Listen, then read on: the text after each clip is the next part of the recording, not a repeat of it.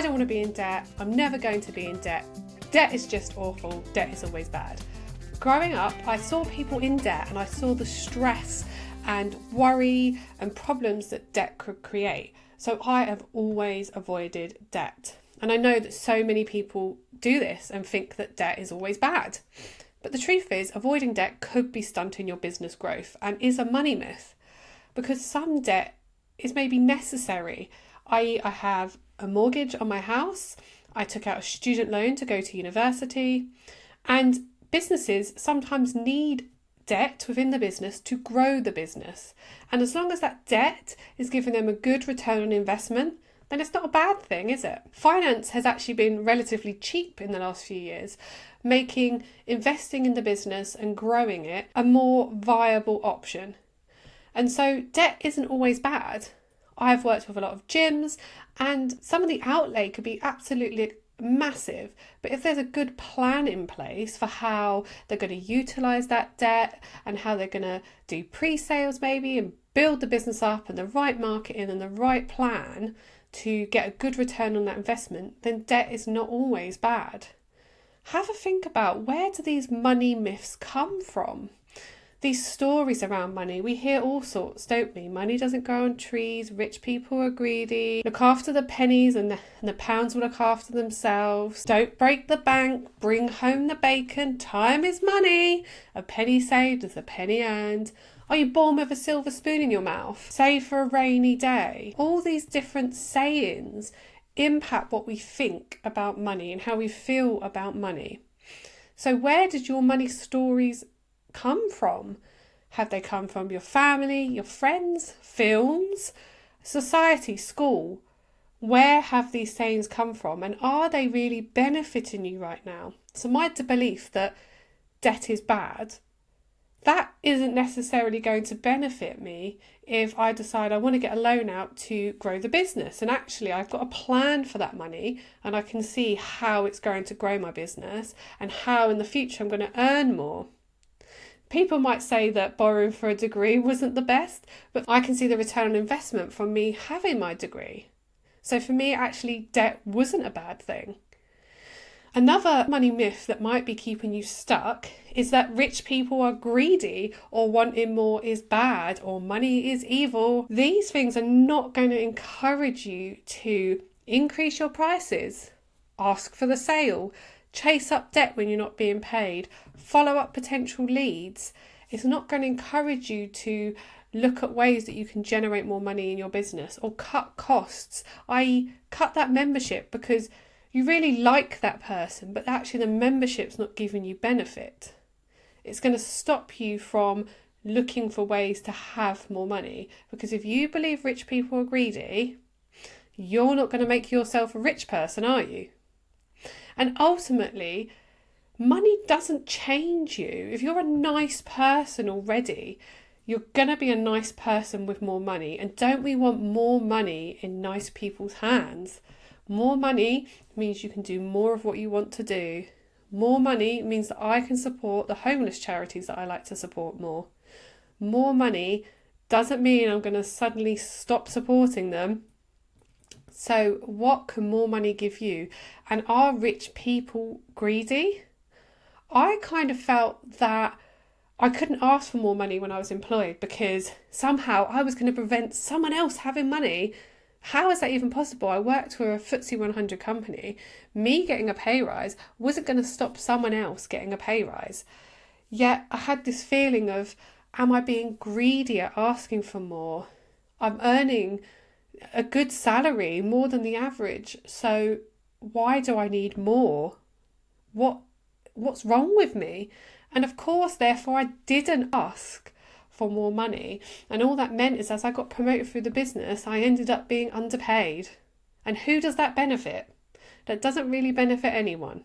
It wasn't going to have a massive impact on the bottom line of a FTSE 100 company that I didn't ask for a couple of grand pay rise. So is this story true? And where are you getting that story from? It's so important, because if you can see where it comes from and you can understand the benefits that that saying has had for you and the consequences is actually causing for you, you can then begin to change that narrative. The third money myth that is stunting you from growing in your business is that financial success is all about strategy. From what I've spoken about today, that you can see it isn't all about strategy. If it was all about strategy, we'd all be millionaires, because there's so much advice out there on YouTube and Google. There's blogs, there's posts on Facebook and LinkedIn. I post it all too. So if it was all about financial strategy, everyone would be following the rules and be rich right now. So it's not about the financial strategy. There is that element, and that's why I bring financial strategy and money mindset together to help you take action in growing your business. So if it's not all about strategy, what is it about? And I've just pretty much told you. It's also about mindset, and your mindset and beliefs and stories around money, pricing, sales, and also thinking actually you're not very good at maths. Like, you don't have to be a mathematician to be able to understand the basic concepts of in finance. And if you work with an accountant who doesn't make you feel stupid, you can ask those questions. You don't have to be a mathematician to understand the basic concepts of finance. You really, really don't. And I wish that they would show this more in schools, so that people could see that actually just because they can't do Pythagoras and differentiation, they can use money and manage money. So with your mindset with money, it's understanding and kind of looking into what thoughts and questions and feelings are coming up when you think about money. So if I was told you to increase your price by 20%, how does it make you feel? What's coming up for you? What are the sayings? What are the feelings? And then understanding where those thoughts and feelings are coming from. So if I tell you to increase your price by 20% and you think, no, all my customers will walk, I'm not doing it, they'll all walk out. Is that true? Is it? Or actually, can you afford to lose some of those clients? And some will continue to pay the higher price, and actually you'll be making more money on less clients, and any new clients that come in will be paying the higher price. So is it true? Is a good question. These are the 3 money myths that are keeping you stuck from growing in your business. We've got that debt is always bad, which we know it's not. So it's understanding, I guess, from a strategy point of view, what you're using that debt for. Can you afford to repay that debt? How long will you till you start receiving a return on that debt? And what sort of return are you expecting? So what's the plan for it, and what return are you going to get on it? So if you've got to pay 7% interest, are you going to make a 10% return? What is it? Also, it's the mindset. Where does that belief that debt is bad come from?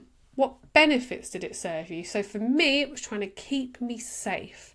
It was trying to stop me from feeling that stress and worry. And what consequences? Well, it could stop me from investing in my business. So, rich people are greedy, wanting more is bad. So, is it true? Are all rich people greedy? Because I know there's a charity out in Moldova at the moment, and they've said that there's some really big brands donating clothes out to those charities, but they just don't want it spoken about. So there's people out there with money donating to good causes, but they're not necessarily shouting about it. So are rich people greedy? And if you do know some greedy rich people, did you know them before they were rich? Were they greedy then? And do you know some like mean and greedy poorer people? I'm sure you do. So is it true? Financial success is all about strategy. Is it true? Financial strategy is one part of the equation, but understanding where your beliefs come from, understanding your stories, where they come from, and the impact they were having on you and they're now having on you is really important. And do you want to take those beliefs with you into the future? If not, can you change them? and becoming aware of those stories is the best thing you can do. So these are the 3 money myths keeping you stuck and how to start changing them so you can grow in your business and create the life that you started your business for. Thank you.